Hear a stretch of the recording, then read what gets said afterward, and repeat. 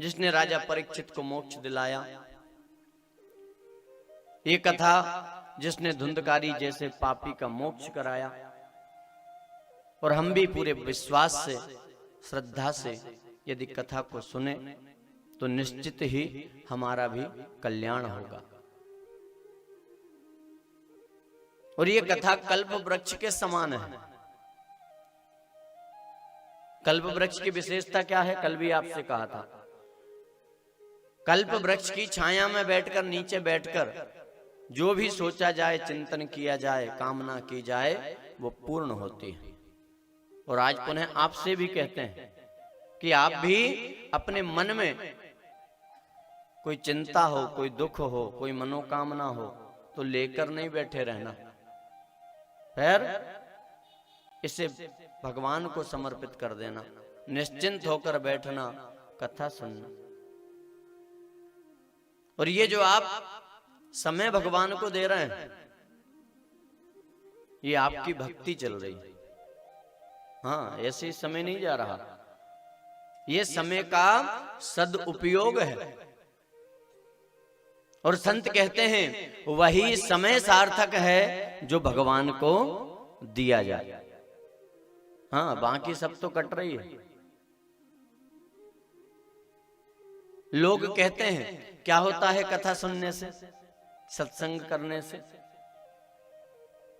अरे सत्संग करने से हमें पता लगता है हम कौन हैं, क्यों आए हैं और हमें क्या करना है। हाँ, बिनु सत्संग विवेक ना होई। ये पता नहीं लगता जब तक सत्संग ना करो। और सत्संग कब मिलता है? राम कृपा बिनु सुलभ ना सोई। बिना भगवान की कृपा के सत्संग नहीं मिलता।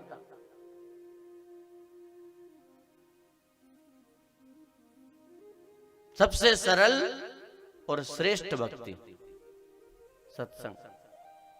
और कल भी आपसे कहा था कि ये मनुष्य जीवन एक अच्छा समय है।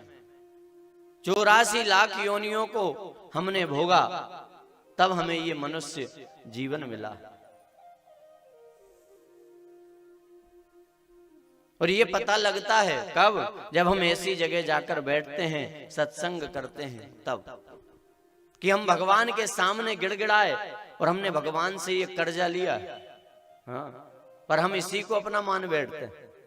रात दिन हम सुख के पीछे भागते हैं, शरीर की सेवा में लगे रहते हैं। ये शरीर भी अपना नहीं है। सहजोबाई महाराष्ट्र की एक संत, जिन्होंने कह गई हैं क्या?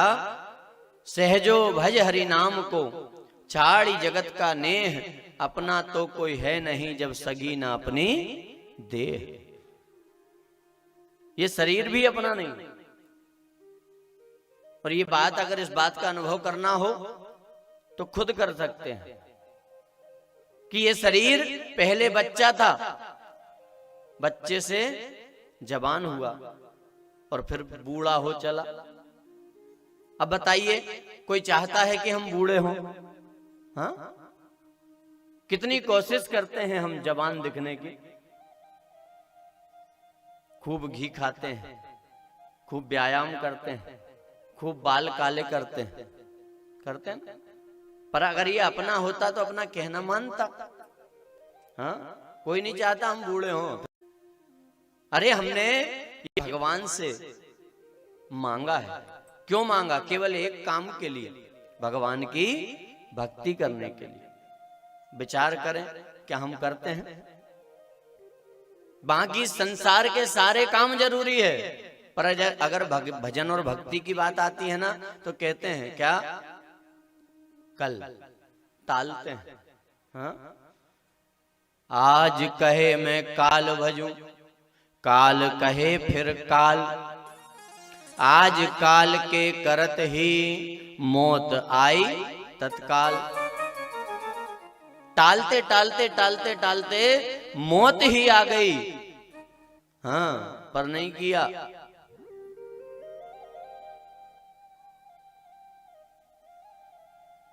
विचार कर, हाँ, और अगर कोई कहे ना भैया ये दोहा तो संतों ने भजन के लिए दिया रे, टालो मत, कल किसी ने नहीं देखा। हाँ, तो बोले नहीं, भजन के लिए ये दोहा नहीं है, फिर भजन के लिए पट्टे ने दूसरा तैयार कर लिया। हाँ, भजन के लिए कौन सा है? आज कहे मैं काल भजूं, काल कहे मैं परसों, इतनी जल्दी क्या पड़ी, अभी पड़े हैं बरसों। हाँ, टालते हैं। और ये संत सदगुरु कथा सत्संग जगाते हैं, टालो मत। ये पूरा मनुष्य जीवन एक अच्छा समय है, अवसर है, पार हो जाओ। हाँ, संसार में कोई काम हमारे हाथ मौका लगता है तो हम नहीं चूकते, पूरा फायदा उठाते हैं। हाँ, पर इस बात को नहीं समझ पाते कि ये मनुष्य जीवन एक सुंदर अवसर है। अवसर है अनमोल, काम कुछ ऐसा कर जा, पाकर गुरु से ज्ञान यार, मरने के पहले मर जा। अपने घट में बैठ निरंतर, नहीं किसी के घर जा, सीता राम नाम सुमिरन कर, भवसागर से तर जा। भवसागर पार जाने के लिए मिला और छोड़ना तो पड़ेगा हो। हाँ, ये अपना नहीं है, हमने मांगा है। प्रभु जरा देना, लौटाता हूं। और विचार करिए, क्या हम इसको ही अपना माने बैठते हैं?